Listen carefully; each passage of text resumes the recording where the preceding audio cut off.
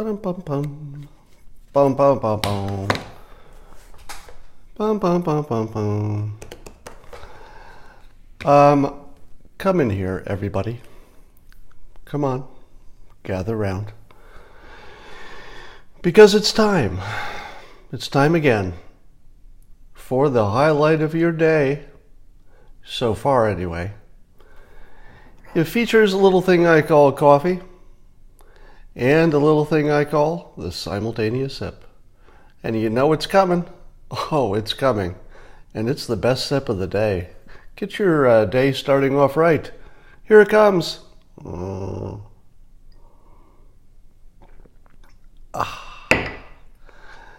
Yep, that's some good simultaneous sipping.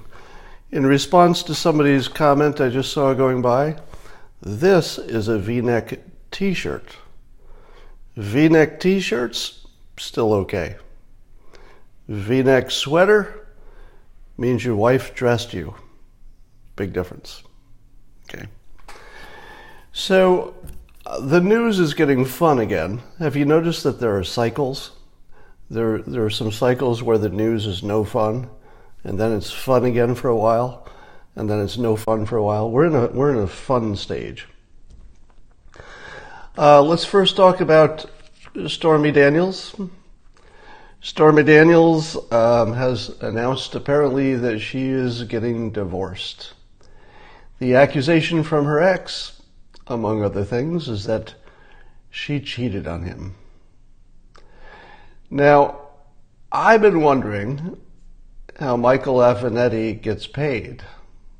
Seems like a lawyer like him would be very expensive. Seems like he's doing a lot of work for his client, putting in a lot of hours. And I don't know how she could possibly afford that much lawyering. And now it's making me wonder if he's working pro bono, if you know what I mean. Let's drink to that. I'm just going to let that one sit there for a while. Yes, I said pro bono. All right, let's move on.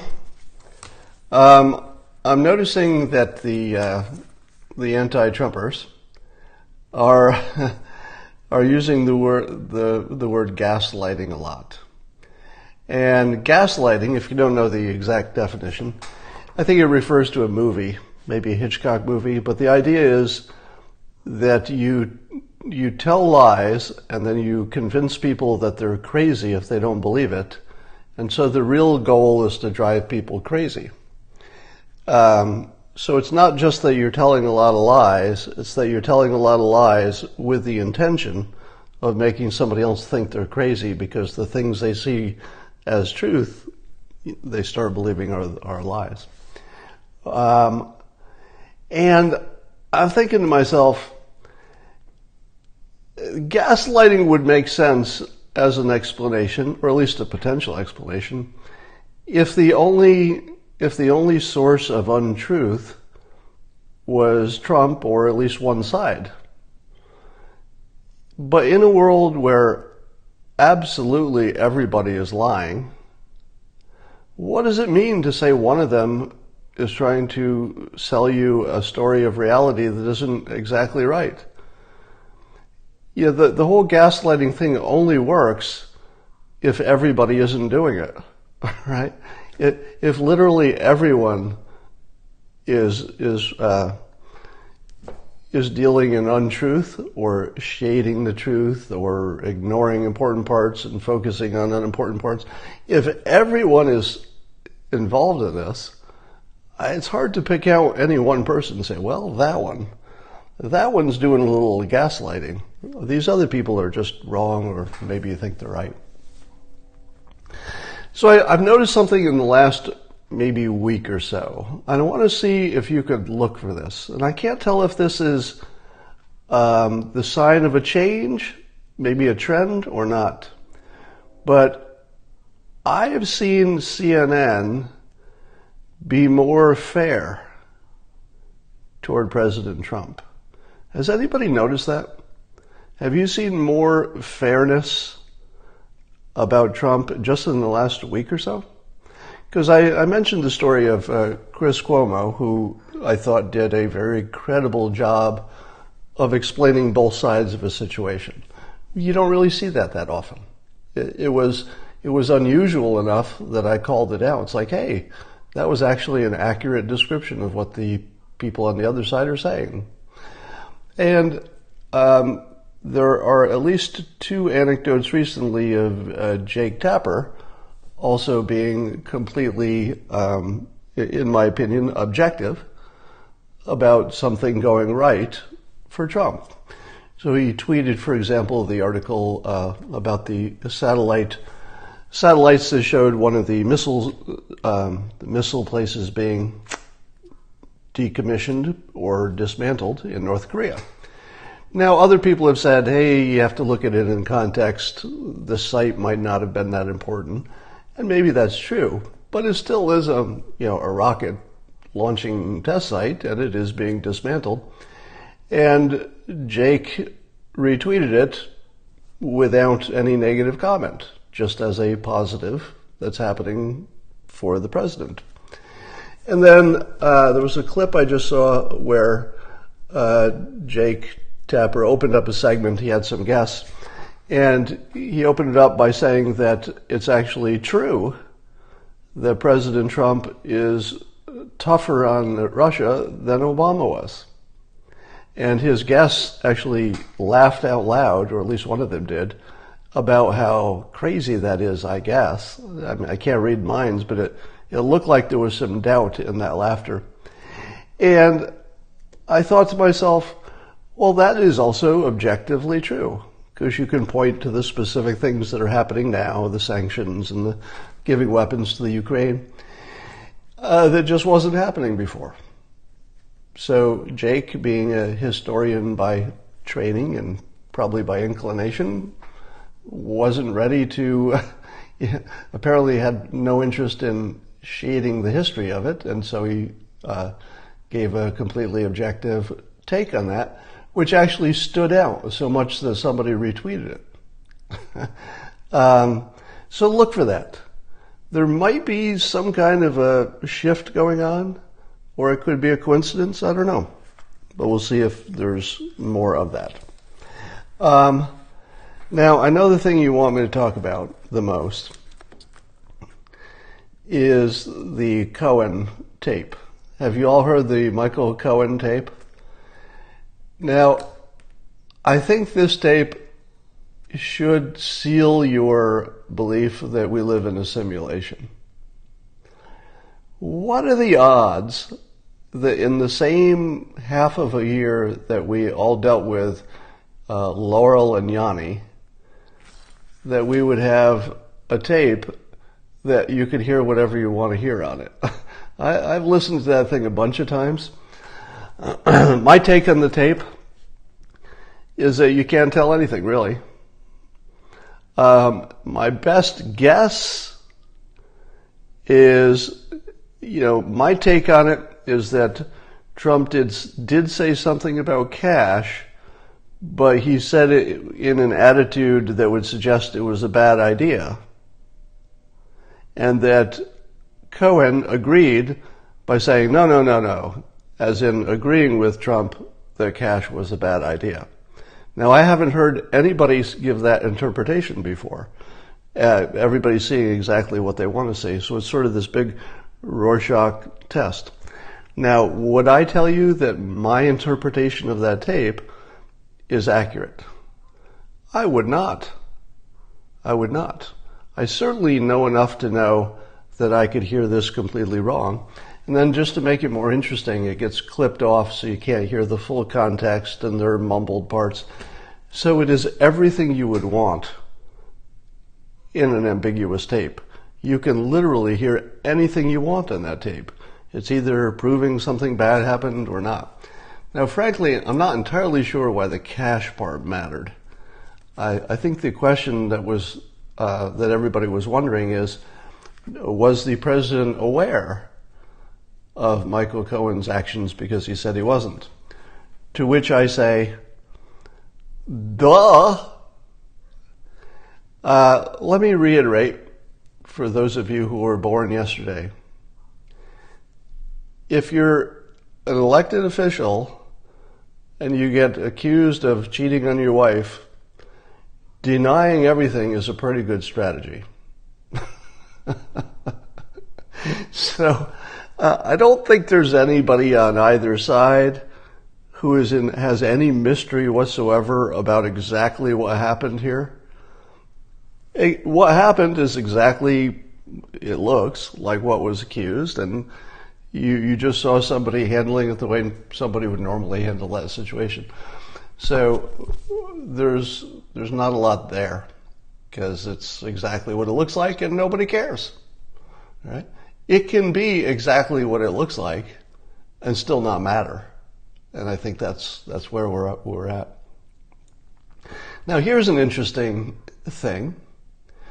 So everybody's still talking about the FISA warrant for Carter Page, and the big question is, was the dossier the only reason it was granted, or was it the dossier just mentioned as context and there were other things that were more verified that were also there that made the dossier not necessary for the warrant? It was just kind of background, maybe a little color. And so you're hearing both of those sides being argued, and people are very sure one way or the other. And you're seeing another, Laurel and Yanni thing. That's funny. Somebody said you're Laurel and Yanni, and then you've got Lonnie Davis, and Lonnie is a combination of Laurel and Yanni. And so Lonnie is the lawyer who's arguing this. What are the odds of that? That is weird. Anyway, back to the FISA warrant. So somebody asked me on Twitter, they said, can you name anything that's in the FISA warrant that did not come from the dossier? The simplest, most basic question, right?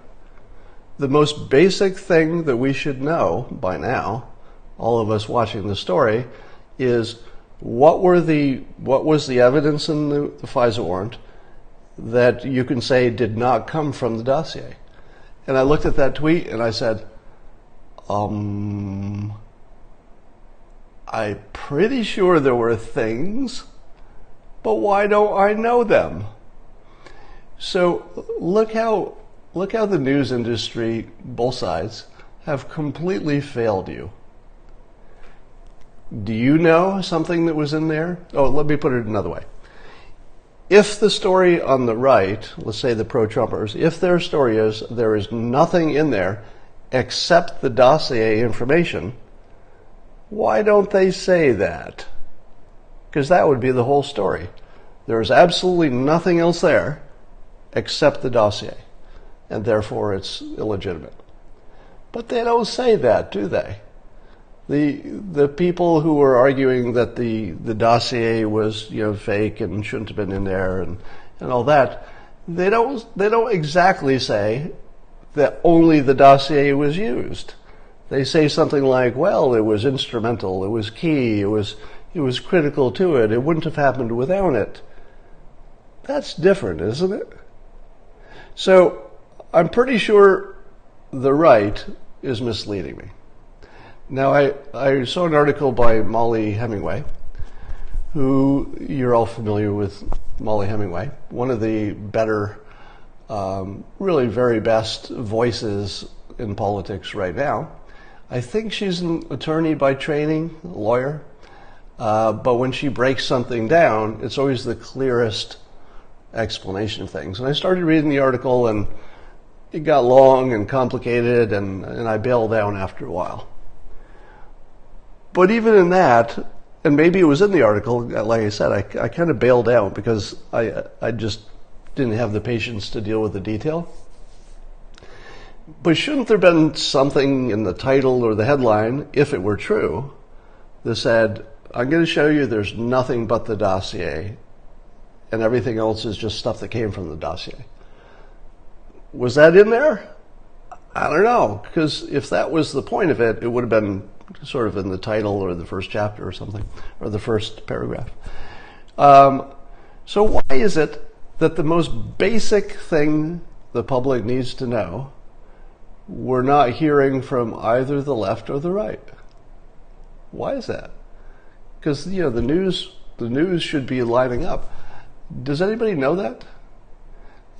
Having a few days have gone by, can anybody give one example of something that wasn't in the dossier that was part of the argument? Can anybody do that right now? Because if you can't, well, if you're counting on the redacted part, really? I mean, is that the argument, that the real information is in the redacted part? I mean, it might be, but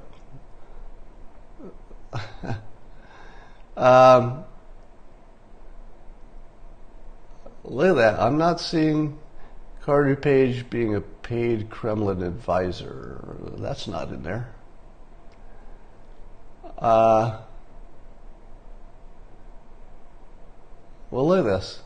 So how many of you had an opinion about the FISA warrant, and I don't see anybody suggesting anything that was in there except the dossier? And I assume I'm wrong about that, by the way. So just to be completely clear, I believe I'm wrong that there's nothing but the dossier in there.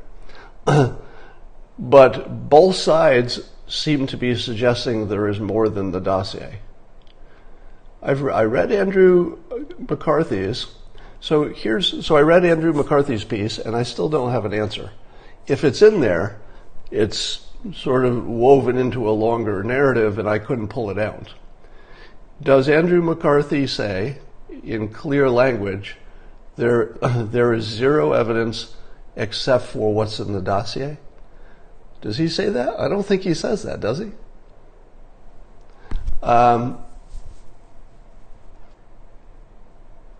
Yeah, why don't we know what those other pieces are? Somebody's saying. Exactly. So I make that my challenge to you. See if you can figure out what the anti-Trumpers believe is in there that they would call evidence that is not from the dossier. And it's not good enough to say that some things in the dossier might be true. That's not the question. The question is there anything that didn't come from the dossier?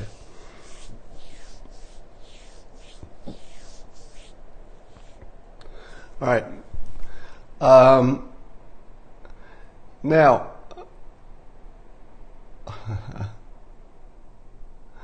all right, I'm just looking at your comments. So we've entered a completely fact-free world, which I believe I warned you 2 years ago was coming. Yeah, is there any prediction I've made that was more accurate than that? Some of you have been with me since the beginning, and you remember that I said, it's actually the subtitle of my book, Win Bigly, Persuasion in a World Where Facts Don't Matter. There was a time when people were saying, hey, we got the facts right, but the other side has them wrong. And in that world, facts still matter. But doesn't it look to you like nobody's using facts anymore? And we're both listening to this tape and hearing completely different things. If anybody has a fact out of that, it's probably imaginary. Everybody's looking at the Russia situation and has a different interpretation. But none of the interpretations are based on fact. Mueller might have some facts, but we don't know what they are. So we are in a completely fact-free world in which, well, let me segue from that because it makes sense as the next topic. I'm seeing a lot of pundits wringing their hands and crying on TV, figuratively speaking, that the president is criticizing our trusted institutions, and in particular, he's criticizing the press. And the thought is that he's criticizing the press, and the press is an important element of our, democratic republic, and that if he degrades the press, it will be bad for the world. Do you know what's wrong with that? It takes as an assumption that the press is doing its job legitimately. Don't you have to, before you can say it's wrong to criticize them, don't you have to start with the assumption that there's nothing to criticize, or at least nothing of substance? And I watch all the people who are saying, no, you can't criticize the press, that's bad. He might degrade the institution of the press to the point where even after he's left office, it never recovers. And I think to myself, there's a big assumption in that. And the assumption is that there's nothing wrong with the press and that it does not deserve the criticism it's getting. And yet, that is the most obvious truth that we can see. It's very clear that both sides are engaged in nothing like truth. It's all spin, it's all opinion now, wrapped in speculation. I've given you this assignment before, but watch CNN and watch how many times they make an appeal to mind reading. And it's subtle, and it'll be things like blah, blah, blah, and President Trump believes that if he does this, and it doesn't matter what follows. Because if you're talking about a stranger's internal process, you really don't know that. You can only know what he's doing. Sometimes you can intuit motives if they're really obvious, but most of the time we can't, right? Because it's a complicated world and people do things for more than one reason. So if you have more than one explanation for a thing, you don't really know, how much of the reason is which. So I've said two things today. I think they're both true, which is that the press has been completely non-credible, and so the president's accusations of fake news are completely on point. And I would argue that the president's criticism of the press is 100% constructive.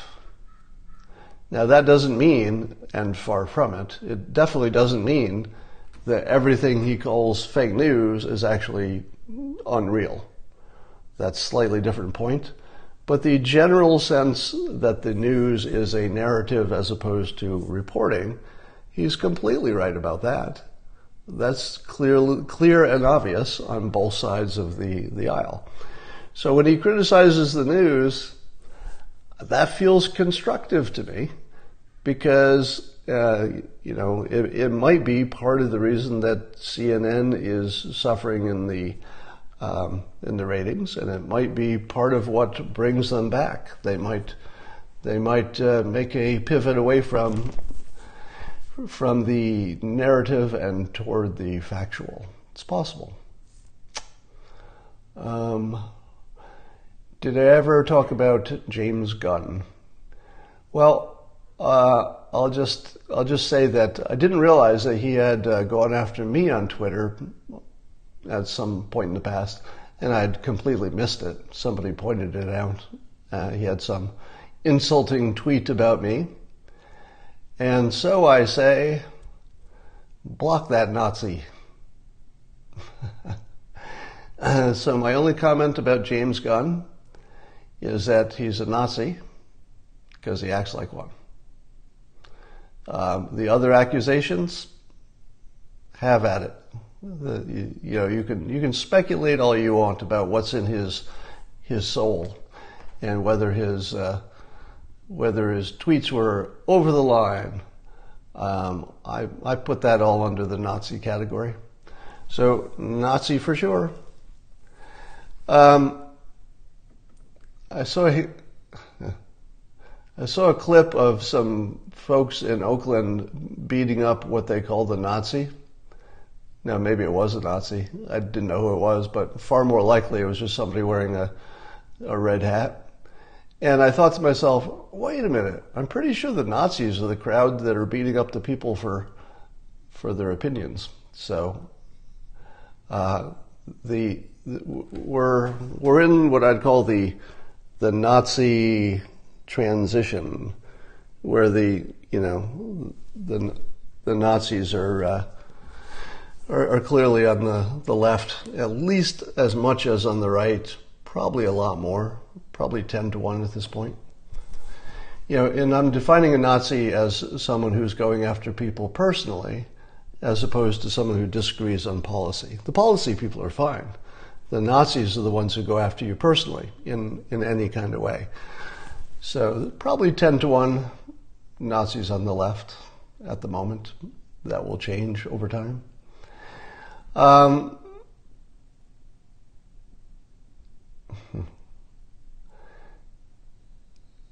right. Let's see. I think I've covered my topics for today.